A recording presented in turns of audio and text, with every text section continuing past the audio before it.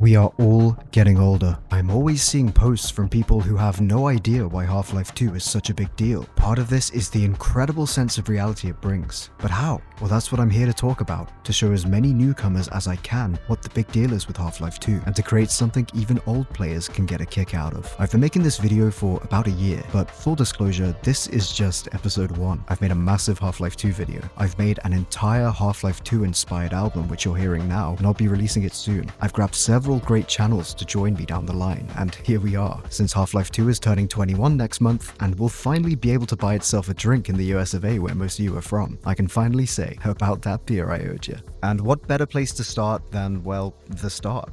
It's absolutely packed with detail, though you're gonna have to excuse my old microphone. I really hope you enjoy this. The game starts with a mysterious man in a blue suit who addresses you as Mr. Freeman. In fact, we play as Dr. Gordon Freeman in this game, but this guy swaps it out for Mr. just as a little Chad power play. Or is it because the world we're about to enter does not recognize such titles and achievements? Rise and shine, he says. And then, well, he goes on for a bit, saying a bunch of really vague stuff about sleeping on the job. This is basically my experience of the working world.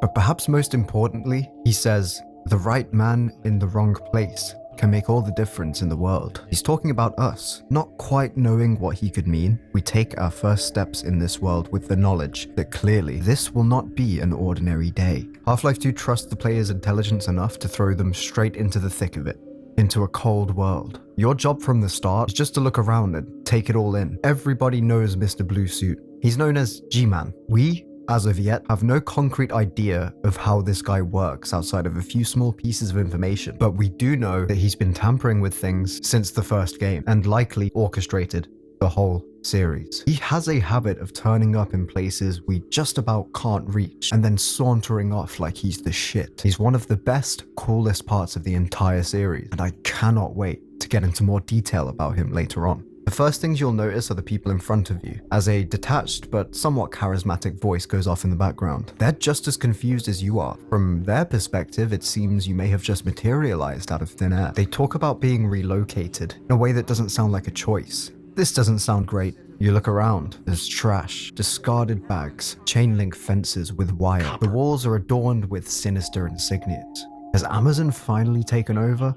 Strange-looking robots appear to scan you, even taking photos. What makes you so interesting? And you know, who are the robots? Perhaps it's Meta that's taken over instead. An imposing screen dominates the wall, talking about relocation, voluntary and forced. The man's face communicates a suppressed desperation, as if he himself is listening to his own words, simultaneously believing them and thinking them to be stupid. Talking fondly about a place called City 17, a robotic sounding name, one of our finest remaining urban centers. Wait, what do you mean He says it's safer here.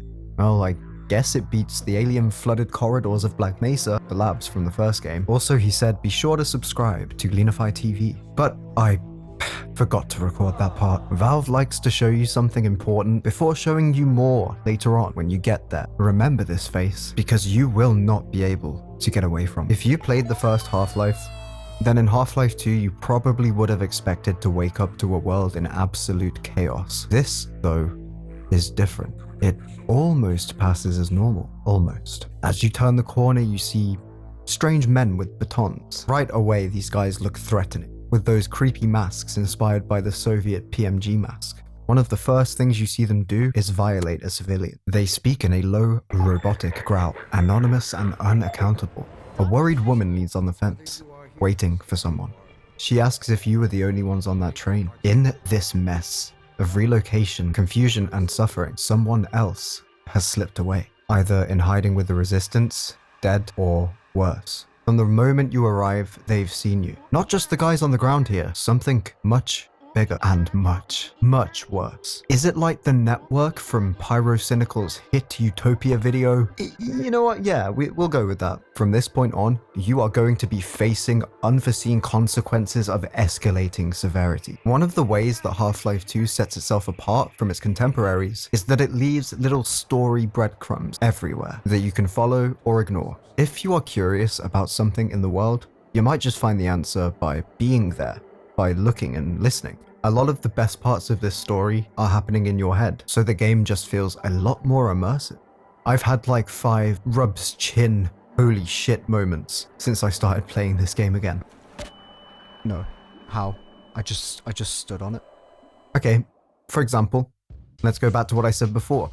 How do we know that they know that we are here? Well, if you listen closely, you can hear it. It is unclear whether this is human, machine, or a secret third thing. But given its vocal delivery, I think it's supposed to be a sort of AI-assisted voice generator. From the very start, this voice is talking about an unidentified non-citizen, you. And this is so incredibly easy to miss amongst the noise and the masked voices. The guards respond, basically signaling that they are looking for you, gathering information. And what is Overwatch voice anyway? Is it relying on maybe cameras in the guards' helmets, or those cameras? Or is it like a huge surveillance satellite? Well, we don't know. All this to say, Half-Life 2 makes you curious about things. And the way you ask questions, investigate and find answers basically mirrors how we do things in person. Too many games make the mistake of trying to make you care by telling you everything. But why the hell would a player want to know all of the answers? Where's the adventure? The show don't tell approach is a dead horse at this point. But for those of you who don't know about it, this approach basically says what I described before. When we play games, we're constantly translating a whole lot of different info into bite-sized thoughts that we can digest and make sense of. In design and media studies, this is often known as decoding. So to show, instead of telling, you're letting the player off a leash. Instead of saying, sit in the carnival ride and enjoy the ghost train. It has spooks. In real life, nobody has a little parrot on their shoulder, or yellow arrows, or flashy text boxes telling us what everything means and how we should feel about that. Well, at least not yet. And the only reason the show don't tell works so well in Half-Life is because the world building is amazing. Its designs all feel as if they have something to say, rather than just, hello, I am a can. Hey yo, what's up, it's your boy Suitcase.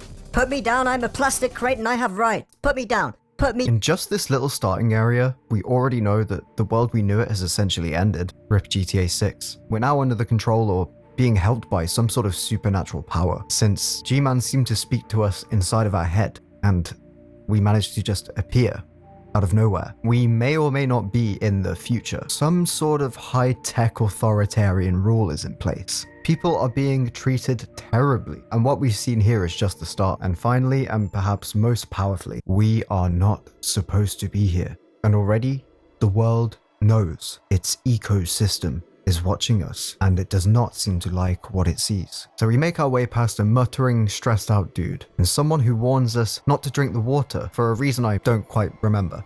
What a drama queen. And we're well on our way to this very pleasant looking guard checkpoint. People are stopped and appear to be let through to a place called Nova Prospect, which is probably a lovely seaside resort. Or they're taken into a mysterious hallway, which looks, not ideal.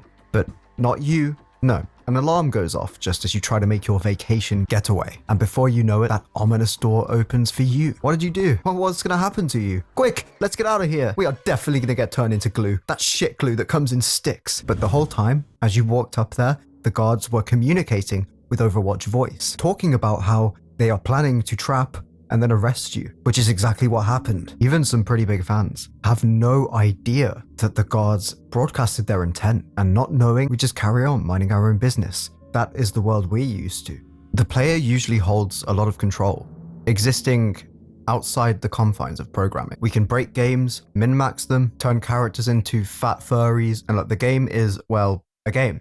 But here, it makes you its bitch. You can't even figure out that this is a trap, despite them literally saying it. This is clearly not about law and order. The laws are simply too hard to follow or even know about. It's impossible to cooperate because you have no idea what's happening. I feel like during this part, most games would zoom in on the cop's face and you'd have some hood thing saying like, spotted, warning, investigation active, or some shit like that. Throughout this next sequence, you keep getting crimes added on, then punishments, then the people around you are punished for you literally just walking past them. As you walk the hallway, you pass a door with a viewing port. A man sits in a chair with the surrounding area covered in blood. He protests that he got a standard relocation coupon, just like everyone else. The guard in there simply slides the viewer closed. You barely have a moment to process the horror of this man's situation before it is your turn. That cold closing of the viewing port basically sums it up. They simply do not care. Take it to human resources. Oh wait, human resources is a very different thing in this game. Surprisingly, this guard seems pretty friendly and happy and kind of sounds off.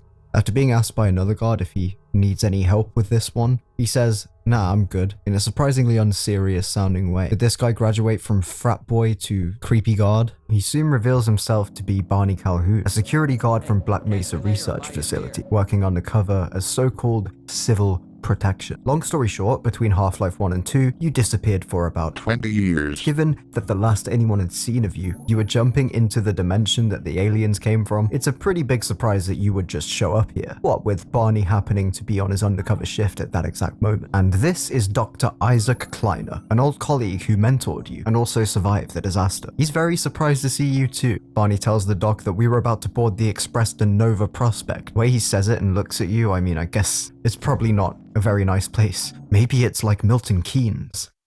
No, there's no way anything is that bad. But your reunion is cut short, as it seems his colleagues are getting curious. With that, Barney shoos you out. You're sent to escape through this too-high window. The agony of being a short king. Not that I would know. Fortunately, with the power of physics, you can make yourself a little tower to climb up, and you're done. Intelligence always wins. This is an early introduction to the game's physics system, one of its unique selling points. Get used to using physics to solve all of life's problems, as you certainly can't talk your way out of them, and you don't have a gun yet. It's a partially open door right there, with a light shining over it. This isn't rocket science, but Valve often puts lights where you should go.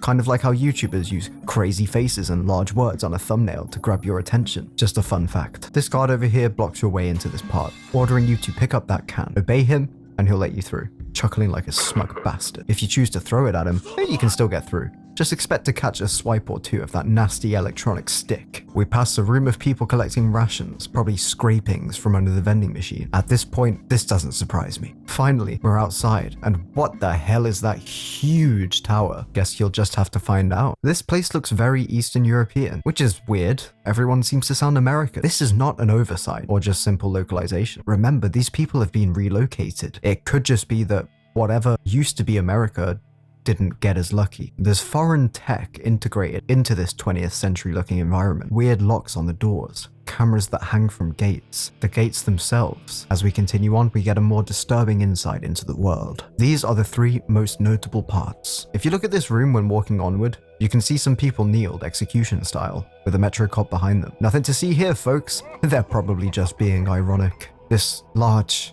alien, a robot, this large thing just walks by, shaking the ground with its tremendous weight. The ghostly screams of children play in the background around this play park. Not to sound like a Roblox YouTuber, but why are there no children here? Well, that's because Dear Leader, in his infinite wisdom, has decided to ban sex. Well, at least the reproduction part. Finally, a man of the people. The device responsible for this is known as the suppression field. And turning this corner, I realize this place is so Eastern European. It's almost artful in its bleakness. Many of Half-Life 2's textures and designs are taken from real photos and from real photo references. The past and its connotations in the present. And sometimes, just sometimes, this enables Valve to do awesome stuff like using real burn victims' faces on humanoid models. You can catch a conversation about the escalation in force from civil protection. This wouldn't have anything to do with you, would it? Something is happening. If you haven't figured it out by now, this is much bigger and much worse than just your average despotic government. This is where things get more immediate. We witness a brutal raid, which we're not quite allowed to see, at least without using NordVPN. Today's spot, a confused resident asks if that was us knocking. He didn't know they still had a door. Well, awkwardly, they don't. But I didn't want to spoil his small victory. Yeah, sorry buddy, not only was that not your door, but that was civil protection breaking into the place across the hall, shortly before they come and beat you to death. See ya. This message really gets across how hopeless and downtrodden these people are. They lament that civil protection will find a reason to raid their flat, and you've barely walked through the door. It seems in City 17, two things are constant: human suffering and Dr. Breen's insufferable broadcasts. It seems like Barney's distraction only bought us a few minutes. Now they are really closing in on us. We hear as citizens are beaten or killed just meters behind us for the crime of simply being in the room when we appear. As we make it onto the roof, the chaos continues. People are falling left and right in their quest to help us. Guns are being fired at us. These huge vehicles are showing up. Jesus Christ, man. I mean, we didn't even do anything. Trying not to slip off. Whoa. We make our way onto another roof. Before we know it, we find ourselves faced with a door. Oh God, that's a cop. Oh God, that's another cop. Yep. Civil protection beats your meat for a little bit, and we seem to pass out. Just as we're about to get to play poker with Abraham Lincoln, we're saved. Hi, you just watched a cool cartoon clip of the cool autistic gamer 774. Subscribe for more and hit a like if you liked it. Thank you. We meet this lady, Alex Vance, who seems to have made quick work of these civil protections. She knows you're going to Kleiner's lab and appears to have set out to help you make your way there, not necessarily knowing that she would have to rescue you. She says once the Combine get going, they're basically a lot to deal with. The Combine are a paradimensional empire. Yes, they span dimensions. It seems like that name is probably a reference to the fact that they come in, pillage and enslave, take what they need and assimilate it into themselves, and then I guess go home. Alex's assessment of them being slow to wake, but very formidable, is basically reflected in the rest of the game. She buys us a drink, and it turns out this man in the brown suit, making water that makes us forget, is Wallace Breen, Black Mesa's old administrator. What's his private reserve? Zhubrovka? Oh wait, is that apple flavor? Yo, okay. Most importantly though, she tells us that Kleiner and co have been working on a new teleportation system. And so it's weird that we'd show up on this day in particular. Maybe G-Man knew. Well, whenever anyone makes a vague reference to things being coincidental or something in this series, assume it's about G-Man. It's the closest thing we really get to figuring out what he is and isn't influencing. And this Breen guy, he looks very human for being a figurehead of this kind of empire. Well, not everyone in the Combine is combined. For example, the people we've met here are actually human. Don't be fooled by those robotic tones. They still have emotions, as evidenced by their deliberately bad attitude. As pointed out by the community commentary for Half-Life 2 Update, they even walk with the exaggerated swagger of actually, my manager has advised that I don't finish that, but you know what I mean, right? These guys are Zimbardo incarnate, scared little men who broke with humanity's cause, either to feed their families or just to feel important. But all the same, each one makes sure to meet their beating quota and do much worse things. This is a common trope for sure, but we are going to see things from the Combine that push the limits of what can be called human. And that's coming from me, someone who was born in Britain. Yes, man-made horrors beyond our comprehension. Everyone's favorite. Terrifying as they are, civil protection is the bottom of the ladder. A ladder whose rungs take the form of surrendering another piece of your humanity, and then another piece, and then another piece. The civil protection are not safe from coercion, threats, little nudges from Overwatch Voice, reminding them that they can undergo memory replacement to receive better rewards. Overwatch Voice speaks euphemistically. It doesn't say we'll kill your family, it says perform this horrid task to preserve your family cohesion. It doesn't say complete this mission and we'll reward you with some ass. It says non-mechanical reproduction simulation. No, really, it says that. They don't say we're going to kill you. They say do this thing or suffer permanent off-world assignment. Okay, knowing this game, that one could actually mean they put you on another world. And worse. I feel like I've said and worse a lot in this video already, but like there is just a lot of and worse. Everything sucks. And worse. Well, we finally made it to the lab, and Kleiner is very happy to see us. Barney arrives, though much more sarcastic than before. I guess the trademark Gordon Freeman excitement has worn off now. He has quite the attitude. Bro thinks he's Charlie from Smiling Friends. I, for one, shot many of his brethren in Black Mesa, and I would not hesitate to establish my authority again. Then we get to meet Kleiner's pet, a debeaked headcrab that has cat vibes. This is Lamar, but rather than sit down and be humble, this thing is all about popping out to show fellas. I'll explain these creatures later. Since this one is friendly, I'm not counting it. The relationship between Kleiner and Lamar, as with many cats and their owners, is cute to watch but also frustrating. I think Lamar is Kleiner's way of replacing the cat that it seems he may have turned inside out with a bad teleport. Barney takes the piss out of Kleiner quite often and I love it. Anyway, after much yapping, we jump into the new, upgraded Half-Life suit. The Half-Life 2 suit. 2. Okay, that didn't land. This is an upgraded Mark IV HEV suit, the one from the first game, called the Mark V. This suit is cool. It tells you everything you need to know, really. And it sounds awesome. I'm always a fan of diegetic visuals and sound, and anything that can just replace hood elements with something realistic. Also, don't ask me why, but I feel like if a Mazda RX-8 could speak, it would probably sound like this. Major fracture detected. And also, for some reason, Valve can't seem to decide if there's a helmet with the suit, or rather, if Gordon is wearing the helmet. But that's a whole debate, I'm not getting into it. One thing that's great about Kleiner's lab is the amount of stuff you can fiddle with, to really feel like you're in a lab and not just a developer box with some stuff in. You can try your best to make something of these newspaper cuttings, or simply teleport a cactus. This part of the room is peak white plastic CRT vibes. Oh yeah man, I was born in 2000 bro.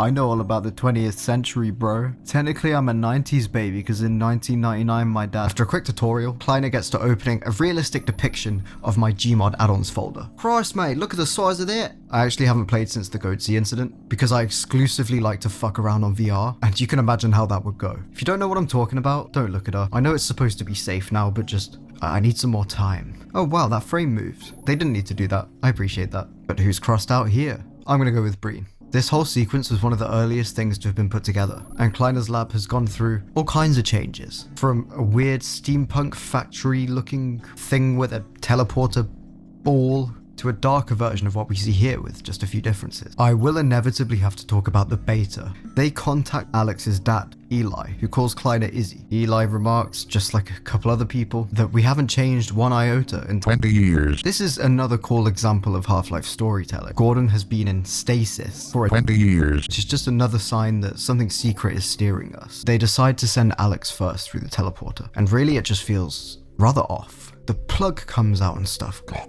damn it.